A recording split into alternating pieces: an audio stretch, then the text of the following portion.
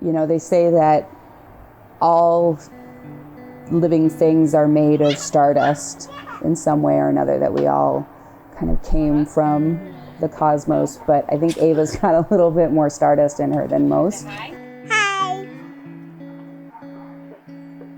I got you.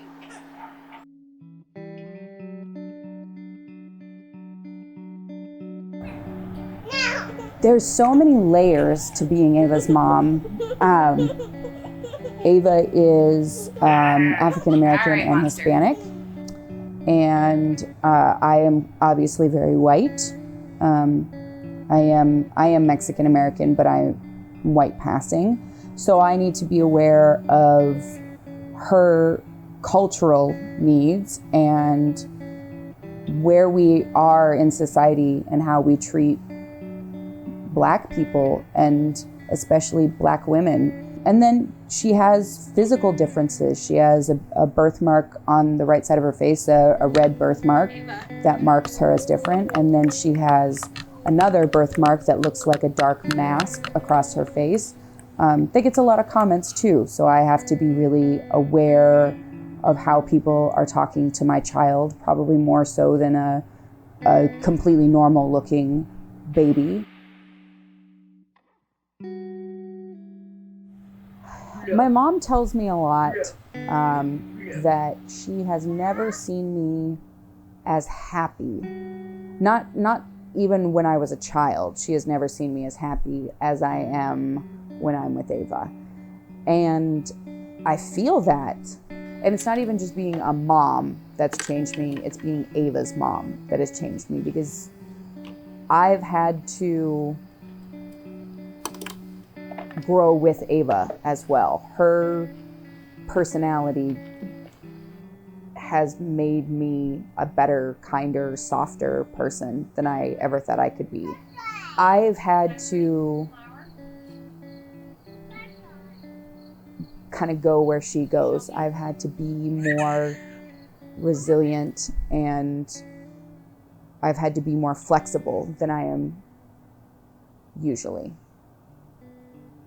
as evidenced by exploding my entire life and moving across the country in the best interest of my 1-year-old.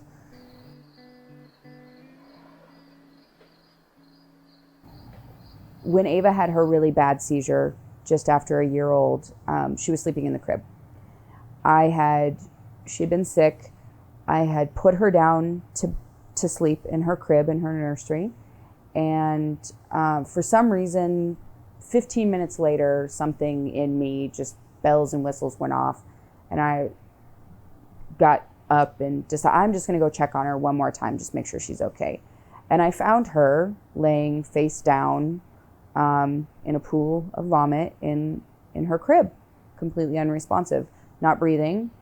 So, we rushed to the ER. She was put on oxygen, all the monitoring and everything. And then the weird thing about the postictal state is that at some point they just kind of come out of it, or they don't, depending on how severe seizure was. So she was in a postictal state for almost 3 hours. And I spent that 3 hours standing at the foot of a hospital bed in the children's ER, watching my child be poked and prodded and given a catheter and not responding. It was the most terrifying night of my life. And there was just no way that I was going to let her sleep out of my sight ever again. And then with Ava's medical concerns, I picked up and moved across the country. I have no family on this side of the country. Ava has no family on this side of the country. And I completely started over. Job, car, house, 2/3 of my dogs. So, yeah.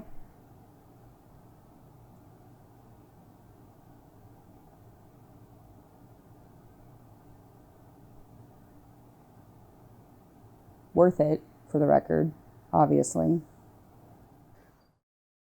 Everything can be gone in the span of a seizure. So at this point, it's just all about making sure every day is as amazing and fun and Excuse me, Ransom.